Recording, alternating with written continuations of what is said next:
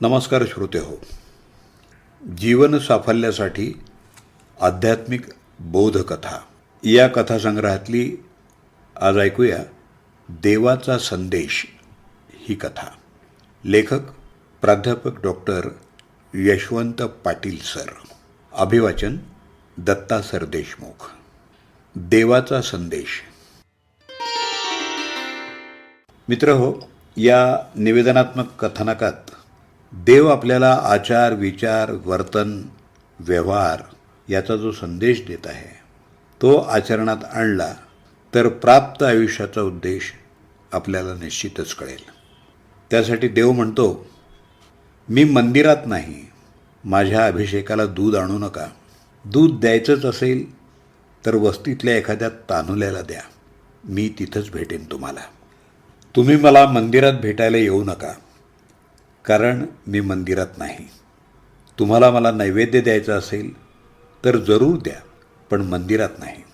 एखाद्या भुकेल्याला पोट भरून खाऊ घाला, मी तिथंच असेन तुम्हाला आशीर्वाद देण्यासाठी, कारण मी मंदिरात नाही.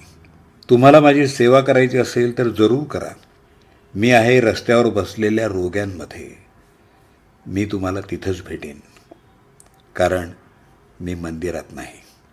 मला कुठलंही वस्त्र देऊ नका, त्या वस्त्राचा वापर एखाद्या उघड्या नागड्या माझ्या मुलाला द्या, मी तिथंच भेटेन तुम्हाला, कारण मी कुठल्याही मंदिरात नाही. दिव्यांचा झगमगाट नक्कीच करा, पण मंदिरात नाही. मी आहे अंधकारात जगत असलेल्या माझ्या अंध मुलांमध्ये, त्यांच्या आयुष्याला प्रकाश द्या, मी आहे तिथं तुम्हाला दुवा द्यायला, कारण मी मंदिरात नाही. या मला भेटायला नक्की, पण पानं फुलं घेऊन नको. मुक्या प्राण्यांना एक पेंडीत चारा घेऊन या, तेव्हा माझं दर्शन होईल तुम्हाला, कारण मी मंदिरात नाही. मला नमस्कार करायचा असेल तर नक्की करा, मी आहे तुमच्या कुटुंबातल्या वरिष्ठांमध्ये, त्या आईवडिलांना नमस्कार करा, मी तिथंच भेटेन तुम्हाला, कारण मी मंदिरात नसतोच कधीही. मित्र हो, देवाच्या या मनोगतातून देवाचं अस्तित्व आणि सर्व साक्षीत्व कुठं असतं याची सहज कल्पना आपल्याला येते. यातून आपला आचार, विचार, वर्तन आणि व्यवहार कसा असावा याचाही बोध होतो.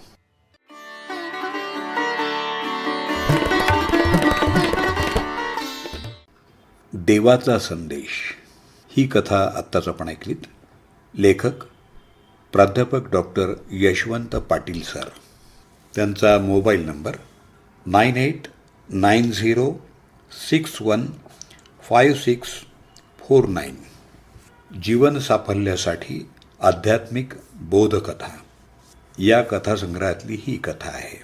अभिवाचन दत्ता सर देशमुख. 8329730186.